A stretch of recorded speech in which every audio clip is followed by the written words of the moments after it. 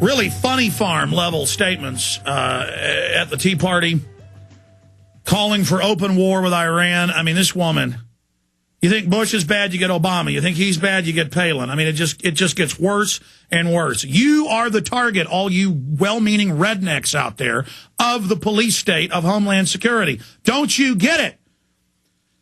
I hope everybody will realize this is a life and death situation. This film, Fabled Enemies, is one of the best 9/11 films out there. The most detailed, the facts, what you can prove.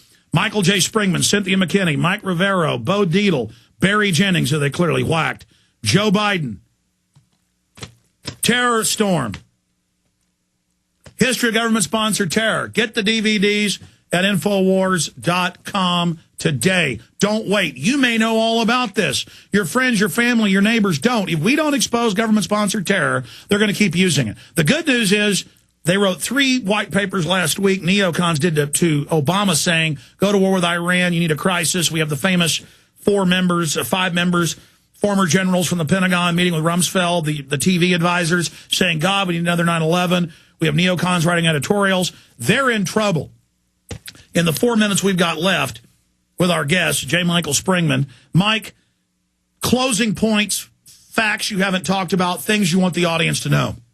I guess the one fact that people ought to look at is that the Department of State, the agency that's charged with formulating and conducting American foreign policy, is controlled by the intelligence services. Depending on who you talk to, and I've talked to a former CIA station chief and a fellow whose last assignment was in the Inspector General's office, somewhere between 1/3 to 1/2 or more of the people who say they are State Department officials really work for the CIA or NSA or something else.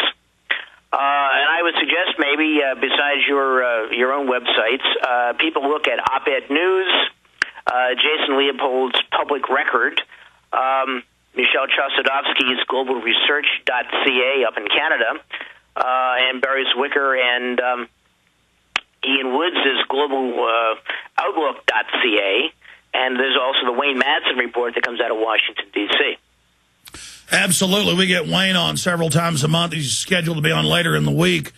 You know, the facts are out there, and I think overall there is an awakening taking place. People now have it in their vernacular: false flag, inside job, self-inflicted wound, Reichstag event. I mean, are you overall somewhat positive that at least people are waking up, or do you disagree? Yes and no. I mean, some people are starting to wake up, the people who are a bit more progressive and who have a sense of history, but by and large, the great mass of the American people are happy with things as they are. Because it's a fun fairy tale to hear that the Islamic boogeyman's going to get you if you don't go through the naked body scanner. The only problem is the radical Muslim works for CIA. Yeah, I mean, the people have done studies about Iraq and terrorism and things like this, and when they say, remember Pearl Harbor, Americans who were interviewed say, oh, yeah, you know, we don't care what we do to those Iraqis or whoever the brand of terrorists of the day is. We're happy when bad things happen to them. When you talk about historical events, such as what happened in Poland or maybe in Nazi Germany, then people start to think, well, maybe, you know, it isn't a good thing to declare, as the president did, that we have the right to kill any American citizen if we consider him to be a terrorist. Absolutely. Well, we really appreciate you spending time with us. Headed up the visa section in Jeddah, helped expose a lot of key things with 9/11. Mr. Springman, thank you for spending time with us. Have a great week.